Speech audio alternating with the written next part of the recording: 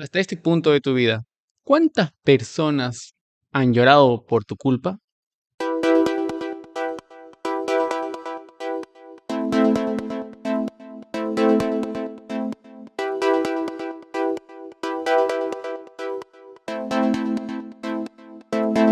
Invencibles, bienvenidos al repaso de la lección número 6, titulada La restitución. Todo esto basado en Levítico capítulo 5, versículos 14, hasta Levítico 6, versículo 7. Hey, tú, que estás viendo la pantalla de tu celular, de tu tablet, de tu computador. Gracias por acompañarnos siempre en el repaso de la lección. Y si tú por primera vez estás viendo este contenido, pues invitarte a que te puedas suscribir y de esa manera nuestro canal pueda extenderse a más personas. Y mencionarte que estamos hablando sobre el libro de Levítico. Son temas muy impresionantes que en lo personal estoy sorprendido por los mensajes profundos que tiene. Así que acompáñanos, que estamos semana a semana aprendiendo un poquito más de esto y obviamente semana a semana estamos subiendo contenido. Jesús, nuestra ofrenda por la culpa. Y en esta sesión vamos a hablar sobre la ofrenda por la culpa que según Levítico 5, 14 al 6, 7, estas faltas o esta ofrenda por la culpa está en función a las faltas que incluyen infidelidad en los diezmos y en las ofrendas, que son cosas sagradas del Señor según Levítico 5, versículo 16, y también sobre la mentira, el engaño, la extorsión, el robo, la estafa, la falta de testimonio ante un tribunal y el silencio ante el pecado que ha sido uno testigo. ¿Qué te parece? En esta ofrenda también encontramos 4 puntos que hace que nosotros veamos a un Jesús que obviamente con su sacrificio hizo lo necesario para que ahora pues ya no llevemos un cordero o un animal para sacrificar y así seamos perdonados, porque Jesús cumple esto. Y entonces, la primera es que Jesús es el carnero. Levítico 5:15 menciona justamente ello. Es un carnero sin defecto cuyo valor se calcula en plata. Y Jesús fue ese carnero que fue a la cruz y murió con un precio, pues, para nosotros impagable, pero que aún así nos ofrece salvación. El otro punto es que Jesús es el sacerdote que cubre nuestros pecados con su sangre y nos da el perdón según Levítico 5:16. El otro punto es que Jesús es la ofrenda santísima. Jesús no es una ofrenda cualquiera. Y esta ofrenda, de paso, era una ofrenda muy especial, muy distinta a las demás. Y vamos a ver eso en el siguiente capítulo de este repaso. Y por último, Jesús es el alimento espiritual que necesita nuestra alma. ¿Sabes por qué? Porque en Levítico 7, versículo 6 menciona que el sacerdote y su familia se alimentaban con esta carne. Era que no es que lo comían porque era ofrenda simplemente, sino que era parte de su alimentación, ya que recuerden los levitas, su trabajo era atender las necesidades del santuario, entonces ellos era un alimento. Si lo traducimos a hoy en día, sería un alimento espiritual. Jesús es nuestro alimento espiritual que necesitamos para seguir adelante. Entonces, aquí vemos pues una vez más a Jesús en esta ofrenda como en las otras. 2. La restitución del daño causado. Cuando hablamos de restitución es devolver, es dar por algún daño o perjuicio que hayamos causado. Por ejemplo, cuando una persona denuncia a alguien o lo difama y la persona que ha sido difamada pues manda su contradenuncia y resulta que el difamador, valga la redundancia, ha engañado, entonces el difamador tiene que dar una restitución por daños que ha ocasionado contra la imagen de tal persona. Esa función tiene esta ofrenda. Y entonces Levítico nos ayuda a entender en base a 3 puntos. La persona que quería hacer acto de esta ofrenda, lo primero que tenía que hacer era confesar. Según Levítico capítulo 5, versículo 5, y que de paso quisiera leer para usted, dice, cuando peque en alguna de estas cosas, confesará aquello en que pecó. Mira, digamos que la persona dañaba a su prójimo. le robaba, le mentía. Entonces, lo que ésta tenía que hacer era ir a Dios y confesar su pecado específico, su pecado personal, porque esta ofrenda era una ofrenda personal. Entonces iba a Dios y le decía, ¿sabes qué, Señor? En esto he fallado. No tenía que ir al sacerdote y decirle, ¿sabes qué, sacerdote? Mira, eh, he fallado en esto. Simplemente iba al sacerdote y decía, ¿sabes qué? Presento mi ofrenda, es una ofrenda por la culpa, entonces aquí está. Aquí está mi carnero, aquí está mi cordero. Y el sacerdote no sabía o no tenía que escuchar cuál fue su pecado, pero la persona sí tenía que decirle a Dios. Y número 5, también versículos al 6 al 7, menciona de que cuando confesaba la persona no tenía que ser generalidades o cosas, pues, digamos, por un pecado colectivo. No, no, sino que tenía que hacerse desde un aspecto personal. El otro punto que nosotros debemos tomar en cuenta es que esta ofrenda tenía la finalidad de que la persona restituya. Y Levítico capítulo 5, versículo 6 dice lo siguiente. Y para su expiación presentará a Jehová como ofrenda de expiación por el pecado que cometió una hembra de los rebaños, una cordera o una cabra.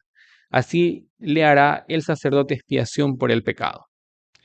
Y Levítico capítulo 6, versículos 4 y 5 dice lo siguiente. Entonces, si ha pecado y ha ofendido, restituirá aquello que robó o el daño del despojo o el depósito que se le encomendó o lo perdido que halló. A todo aquello sobre lo que hubiere jurado falsamente, lo restituirá por entero aquel a quien pertenece y añadirá a ello la quinta parte en el día de su expiación. Esta restitución no era solamente ir a la persona y decirle, ¿sabes qué? Perdón por engañarte, perdón por herirte. No, no, había algo más. Te engañé con la finanza, lo siento, y reconozco, pero a eso la persona tenía que añadir un 20%. Cuando se hablaba de diezmos y ofrendas y la persona había robado a Dios, devolviendo a esto tenía que sumar un 20%. Y hoy en día o inclusive en ese entonces pensaban o se pensaba de que los hijos, por ejemplo, deberían pagar por los platos rotos del padre. Pero en la Biblia y en Segunda de Reyes capítulo 14, versículo 6 menciona de que esto no se debe aplicar. En ese entonces no se debió aplicar, ahora tampoco. Digamos, ahora, si bien es cierto, ahora si alguien te hirió y ya no está, sus hijos no tienen que pagar por culpa de él. Dios es categórico y menciona de que el pecado del padre no lo llevará el hijo. Pero tristemente hablamos muchas veces de que los hijos no es que paguen por los padres, pero sí heredan ciertas cosas. Si digamos, el papá ha sido un borracho, ha sido una persona que le ha encantado mentir o ha tenido algunas adicciones, hay una alta tendencia en que los hijos también sean así. Pero no por eso nosotros tenemos que juzgarlos por los padres que han tenido, sino por lo que son ahora. Entonces, la restitución era indispensable en esta fase o en esta ofrenda por la culpa. Y el tercer punto es ofrecer un sacrificio. Levítico 6, versículo 6 menciona lo siguiente. Para la expiación de la culpa llevará a Jehová un carnero sin defecto de los rebaños, conforme a su estimación, y lo dará el sacerdote o al sacerdote para la expiación. Lo curioso de esta ofrenda es que, a diferencia de las otras que podías inclusive ofrendar hasta una paloma, en caso de una persona que no tenga los recursos económicos necesarios, y era costoso, no era algo barato. Entonces, la enseñanza era de que los pecados o las cosas malas que uno hacía, al final traía consecuencias. Y muchas veces estas consecuencias eran devastadoras. De esta manera también esta ofrenda enseñaba a todos, sin excepción, de que el pecado trae un costo y el costo siempre va a ser grande. 3. Salvación o restitución. Los sociópatas narcisistas. Tú dirás, ¿qué es esto? Bueno, son aquellas personas que no sienten culpa. Es como que van a un lugar, matan a 1, 2, 3, 4, 5 personas y después de ese acto se sienten tranquilos, hasta disfrutan. Algo diabólico parece esto, pero es muy real y es algo que pasa en las ciudades, en cualquier parte del mundo. Y frente a esto, sentir culpa, ¿es bueno o es malo? La verdad, y según la Biblia, es que sentir culpa está bien, es bueno, siempre y cuando esta culpa te lleve al arrepentimiento y a la confesión de tus pecados. Y hablando de restitución, en la Biblia encontramos un personaje muy especial. Y estoy hablando de Zaqueo, según lo que narra Lucas capítulo 19, versículos del 1 al 10. Zaqueo era un cobrador de impuestos que, dada la función que él tenía, aprovechó para hacerse rico, sin importar en parte los demás. Simplemente usaba los que tenía que usar para enriquecerse. Pero de repente empezó a sentir culpa, a sentirse mal por lo que estaba haciendo y escuchó de que Jesús estaba yendo a su ciudad y aprovechando la ocasión, pues él quería conocer, quería ver a Jesús. Entonces subió a un árbol, a un sicómoro. Entonces subió a este árbol y cuando Jesús estaba pasando, de repente mira al árbol, a la rama, y ahí estaba Zaqueo y le dice: Zaqueo, hoy comeré en tu casa. Entonces Zaqueo baja, feliz, alegre. Llegan a su casa, después o en medio de lo que están comiendo, Zaqueo pronuncia y dice lo siguiente: voy a dar la mitad de mis bienes y aquellos que he robado devolveré 4 veces más. Y entonces la respuesta de Jesús fue: hoy a esta casa ha llegado la salvación.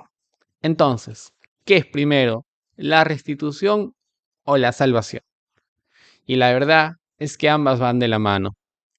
Ambas son consecuencias de una persona que ha entendido que es salva, tiene que restituir. Y entonces yo quisiera leerte este párrafo que está en el libro El Discurso Maestro de Jesucristo, capítulo 3, páginas del 96 al 97. Si hemos defraudado o perjudicado en algo a nuestros hermanos, debemos reparar el daño. Si hemos dado falso testimonio sin saberlo, si hemos repetido equivocadamente sus palabras, si de algún modo hemos menoscabado su reputación, es nuestro deber ir a las personas con quienes hemos hablado de él y retractarnos de todo lo que hayamos dicho que le haya perjudicado. Pregunta: ¿cuánto tienes por restituir? ¿Y te acuerdas lo que dije al inicio? ¿Cuántas personas han llorado por tu culpa? ¿Cuántas personas han sido dañadas por tu culpa? Frente a ello, ¿al menos ya has pedido perdón? ¿Has ido y has puesto las cosas en orden? Porque la Biblia, Levítico, te pide eso, que te pongas a cuentas con los demás. Jesús quiere ayudarte en ese proceso. Jesús quiere ayudarte a que tú seas una persona íntegra, que estés bien. ¿Y es complicado esto? Desde luego que sí, apreciado amigo. Es difícil, pero no hay nada imposible para aquel que entiende las verdades que Dios nos ha dado o nos ha dejado en su palabra. Apreciados amigos, gracias por acompañarnos en el repaso de esta lección. Gracias porque estoy seguro que están disfrutando y están siendo sorprendidos por el libro de Levítico. Y recuerden, la Biblia es palabra de Dios y Dios siempre hará todo lo necesario para que tú y yo estemos bien y nos estemos preparando para encontrarnos con Él y vivir por la eternidad. Un fuerte abrazo para ti y que pases un bonito sábado. Hasta luego.